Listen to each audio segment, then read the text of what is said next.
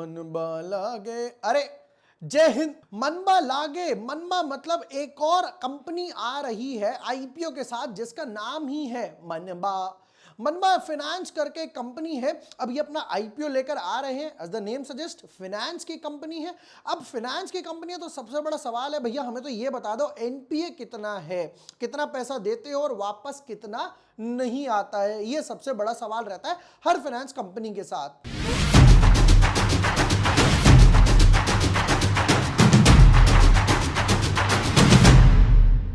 Hi everyone, my name is Vibor Vashne. I am a SEBI registered research analyst. अच्छी बात ये होने वाली है, पहले 4 आईपीओ एक बंडल में आए, ओवर हो गए, जहां पर बजाज हाउसिंग फाइनेंस ने धमाका मचाया। फिर 3 आईपीओ एक ब्रैकेट में आए, जहां पर आर्केड थोड़ा सा एक रेस को लीड कर रहा था।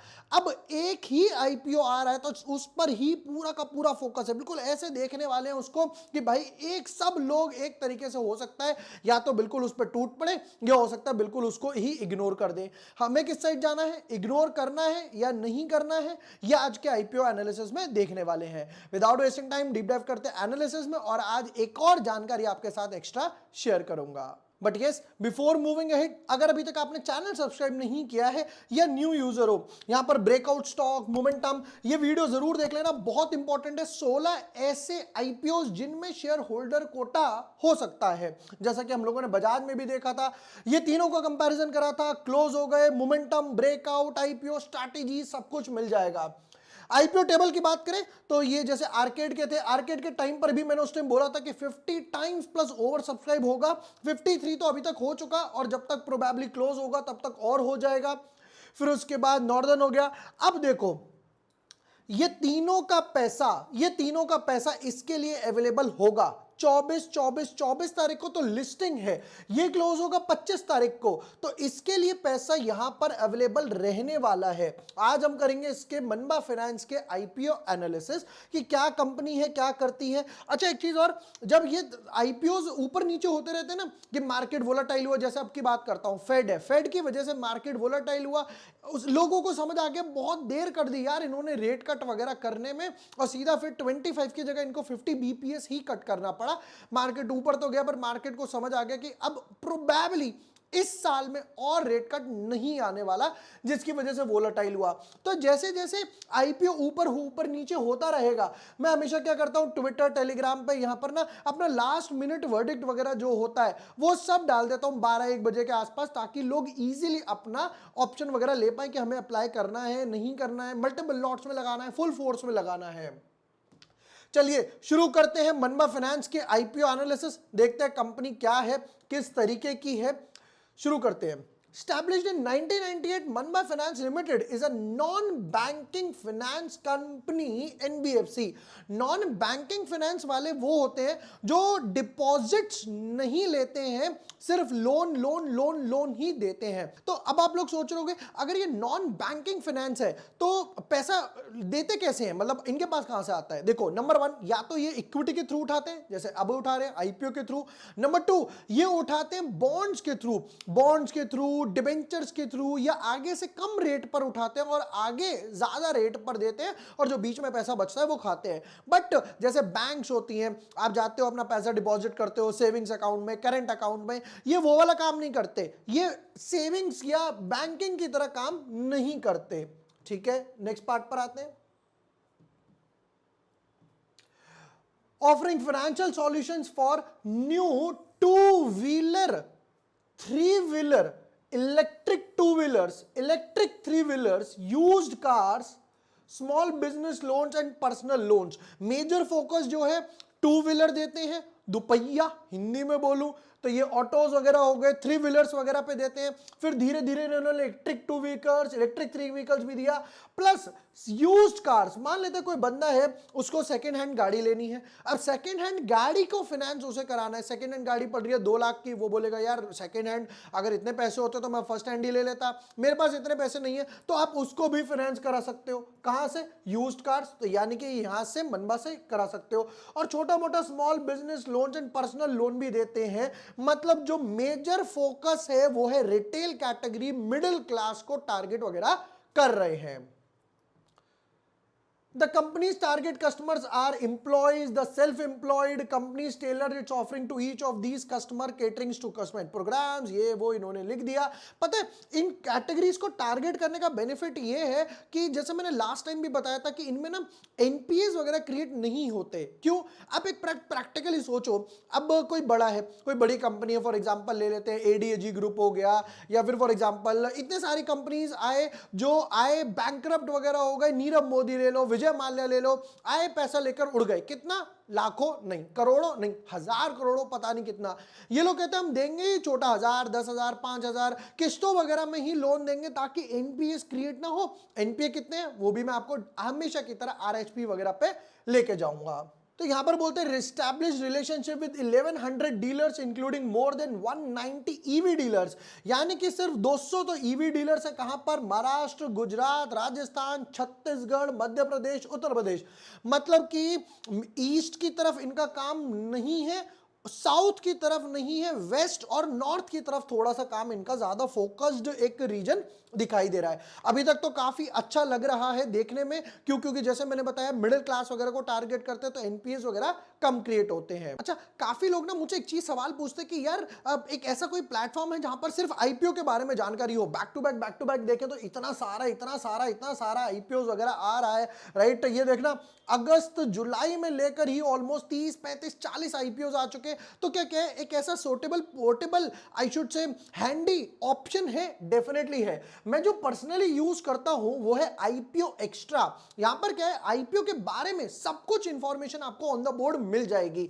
सबसे बेस्ट पार्ट पता है क्या है? इनकी मोबाइल ऐप भी है, और मोबाइल ऐप जो है जैसे यहां पर इन्होंने लिखा हुआ है IPO extra, gate latest updates on upcoming ongoing listed IPO. List भी हो चुके हैं उनके ऊपर, अब नीचे क्या चल रहा है, राइट। तो एप्पल वालों के लिए भी है iOS, और एंड्रॉइड वालों के लिए भी गूगल प्ले पे ऑप्शन मिल जाएगा, जिसका लिंक मैं यहां पर डिस्क्रिप्शन में और पिन कमेंट में दे दूंगा। टोटली फ्री ऐप है, कोई चार्जेस वगैरह नहीं देने, कोई प्रीमियम वगैरह नहीं, फ्री ऐप है। बिंदास जाओ, डाउनलोड करो, एंड्रॉइड पे, iOS पे, और आईपीओ के रिलेटेड जितने भी सवाल है, फॉर एग्जांपल डीआरएचपी देखना है, आरएचपी देखना है, क्या शेयर होल्डर कोटा है नहीं है, ऑन गोइंग अपकमिंग कौन कौन से आ सकते हैं, आगे आने वाले फ्यूचर में कौन कौन से आईपीओज हैं, अभी कौन कौन से ओपन है, राइट। तो वो सारी की सारी जानकारी जो है वो आपको ऑन द बोर्ड उस मोबाइल ऐप वगैरह में मिल जाएगी। बिंदास डाउनलोड करो। मैं पर्सनली भी यूज करता हूं। ऑन द गो कैब में बैठे हुए जल्दी से फटाफट देखा, अच्छा ये आईपीओ आने वाला है, अब हमें इस पे वीडियो बनानी है, इसके एनालिसिस वगैरह करने हैं,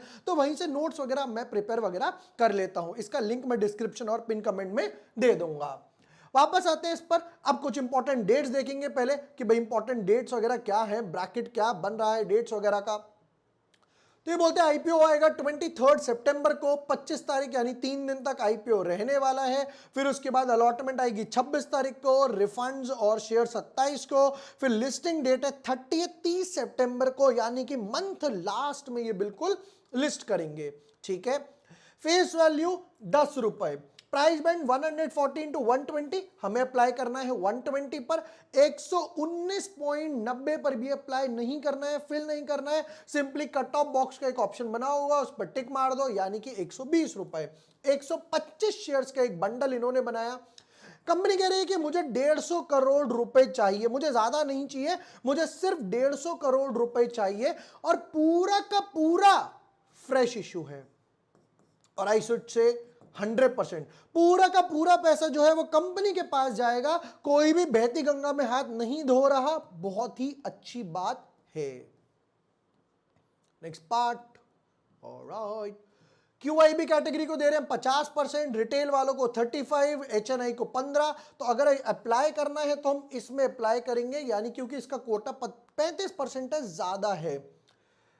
एक एक लॉट का बंडल भी बताइए जरा हमें, एक एक लॉट का बंडल क्या है। एक लॉट पूरा 15,000, सोच के आए थे क्या कि भाई सेबी की जो लिमिट है उस पर ही लेकर आऊंगा, पूरा 15,000, बढ़िया। तो अगर यहां पर 2 लाख से नीचे एप्लीकेशन है तो आप लकी 13 लगा सकते हो। एचएनआई कैटेगरी में लगाते हो तो यहां पर 2 लाख से ऊपर जाएगा, यानी कि 14 लॉट्स। लास्ट वीडियो में कुछ लोगों ने 2-4 सवाल करे थे। पहला सवाल, क्या एचएनआई कैटेगरी के लिए कोई सर्टिफिकेट देना पड़ेगा? नहीं देना पड़ेगा, बिंदास अप्लाई करो।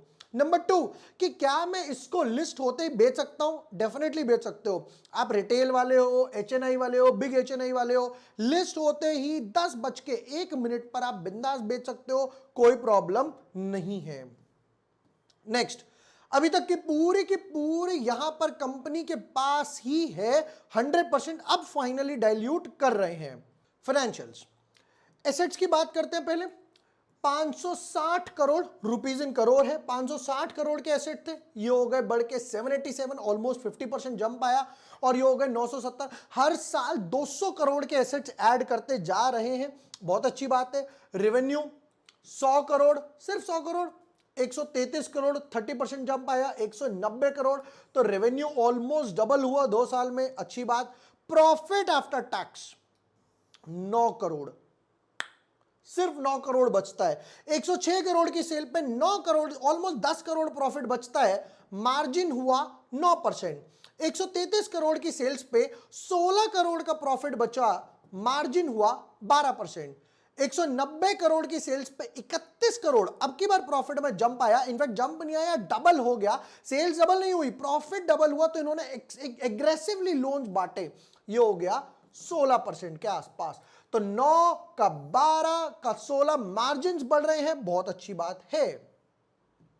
रिजर्व्स 138 करोड़, 155 करोड़, 162 करोड़, धीरे धीरे रिजर्व्स बढ़ रहे हैं। बोरोइंग्स देखने का कोई फायदा नहीं है, क्योंकि याद करो वीडियो मैंने शुरू इसीलिए करा था, पता है मेरे एक मित्र हैं और बहुत अच्छे मित्र हैं मेरे, ये वो समझ जाएंगे वीडियो देखकर। उन्होंने मुझसे ये सवाल करा कि आपने बजाज हाउसिंग फाइनेंस में ये बोरोइंग्स, डेट टू इक्विटी तो डिस्कस ही नहीं करा। तब मैंने उनको समझाया, पूरा 10-15 मिनट लगे समझाने में। तो मैंने उनको बोला कि भाई जब आप बोरोइंग्स, एक फाइनेंस कंपनी हो, बैंकिंग कंपनी हो, तब आप बोरोइंग्स नहीं देखोगे। क्यों नहीं देखोगे? क्योंकि जब वो पैसा लेगी तभी तो आगे देगी। जैसे बैंक हो गई, जो आप डिपॉजिट्स करते हो, सेविंग्स अकाउंट में एफडी कराते हो, वो बैंक के लिए बोरोइंग है, वो बैंक के लिए लायबिलिटी है, इसलिए यहां पे बोरोइंग्स नहीं देखनी। क्या देखना है? एनपीए। चलिए आते हैं इसके एनपीए के पास। यहां पर गए हम लोग, पूरा पढ़ा, 290 पेज पर जाकर फाइनली एनपीए वगैरह मिला। देखते क्या एनपीए है, और ईयर भी बता देता हूं, 2022 2023, और ये रुपीज इन लाख है, रुपीज इन लाख है, तो हम इसको रुपीज इन करोड़ करके भी पढ़ने वाले हैं। ऑलराइट, ये आ गया, ये कॉलम है पूरा, यहां से चलो रेड कलर बना लेते हैं। क्यों? क्योंकि एनपीए है। ये जीएनपीए वो होते हैं जो स्टेज 3 पर होते हैं। ग्रॉस एनपीए, पहली कॉल दी नहीं आया पैसा, दूसरी कॉल दी नहीं आया पैसा, तीसरी कॉल, मतलब बिल्कुल वर्ज पे खड़े हुए हैं राइट ऑफ करने के, उससे पहले वाली स्टेज है, मतलब लास्ट ट्राई से पहला वाला। तो ये हो गए GNPA, gross NPA, less provision. Net NPA मतलब ये बन चुके, कितने बने वो समझते हैं। तो ये रुपीज इन लैक्स था, तो ये हो गया 21 करोड़, ये हो गया 19 करोड़, कम हो गए यार, 19 के हो गए 25 करोड़। अब आप कहोगे यार ये तो बढ़ गए, ये तो बढ़ गए, डेफिनेटली बढ़े। 19 करोड़ से 25 करोड़, मतलब 2022 में 21 करोड़ रुपए थे, वापस नहीं आए, डूब गए पानी में। फिर 19 करोड़ वापस नहीं आए, अगले साल डूब गए। अब की बार 25 करोड़, तो आप कहोगे यार ये तो नुकसान बढ़ता जा रहा है। नहीं, क्यों? समझाता हूं। देखिए यहां पर ये वाला कॉलम पढ़िए जरा, AUM वाला कॉलम क्या बोलता है? एसेट्स अंडर मैनेजमेंट, मतलब कितने वगैरह के लोन्स वगैरह देते हैं उस हिसाब से। मतलब पहले इन्होंने दिए 495 करोड़ के लोन, 495 करोड़ का लोन बांटा, जिसमें से 21 करोड़ ही वापस नहीं आए। अब की बार 633 करोड़ का लोन बांटा, तो देख रहे हो लोन बढ़ते गए, फिर जिसमें से 19 करोड़ नहीं आए, और अब की बार बांटा 798, ऑलमोस्ट 800 करोड़। ये चीज मैं बोल रहा था, ये एग्रेसिवली चले गए, जो कि अच्छी बात है। यहां पर 633 करोड़ का लोन दिया, अब की बार 800 करोड़, 800 करोड़ में से लोन एक्स्ट्रा बांटे आपने 170 करोड़ के आसपास, वापस सिर्फ आपके 5-6 करोड़ ही नहीं आए। Final column net NPA gross book loan से, तो यानी कि ये वाला परसेंटेज वाइज देखते हैं, परसेंटेज वाइज वगैरह कैसे चलता है ये समझते हैं। तो ये है 4.3% पैसा वापस नहीं आया, कम हो गया, जैसा हम लोगों ने यहां पर भी देखा 3.14, और अब स्टेबल है 3.16, जो कि बहुत ही पॉजिटिव बात है। बट प्रॉब्लम क्या है?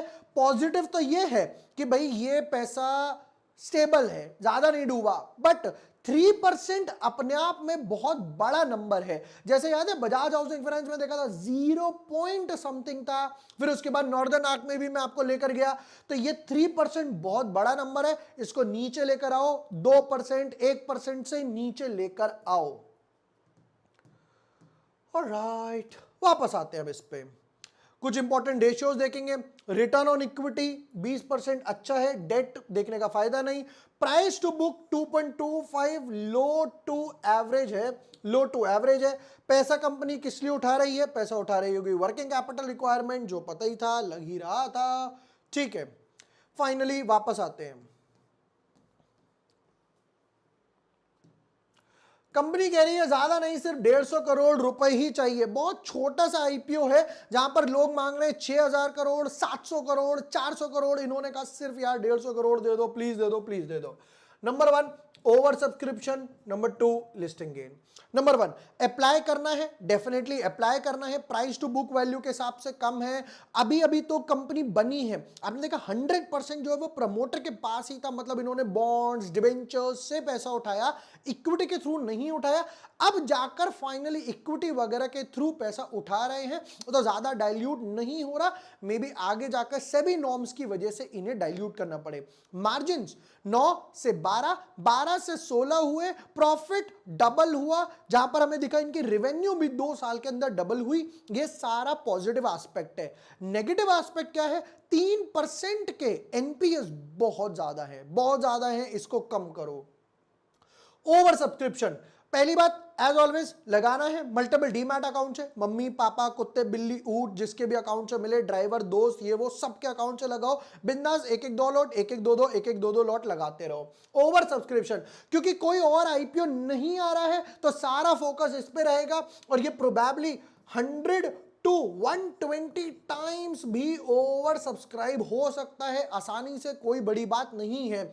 जितना ज्यादा ओवर सब्सक्रिप्शन उतने अच्छे लिस्टिंग गेन। मैं यहां पर जो एंटिसिपेट कर रहा हूं, जो कैलकुलेट कर रहा हूं कि जिस हिसाब से ग्रोथ दिख रही है बढ़ती हुई, समवट अराउंड 30 to 50% के आसपास, 30 से 50% के आसपास लिस्टिंग गेन बनेंगे, जिसके लिए मैं डेफिनेटली अप्लाई करने वाला हूं। प्लस जैसा मैंने आपको बताया कि आईपीओ एक्स्ट्रा ऐप के बारे में, जिसका लिंक मैं आपको डिस्क्रिप्शन और पिन कमेंट में दे दूंगा, फ्री ऐप है, बिंदास जाओ डाउनलोड करो, आईपीओ की सारी जानकारी एक टेबल पर आपको मिल जाएगी। वीडियो पसंद आया हो share with your friends, like and subscribe. Thank you for watching the video, lots of love.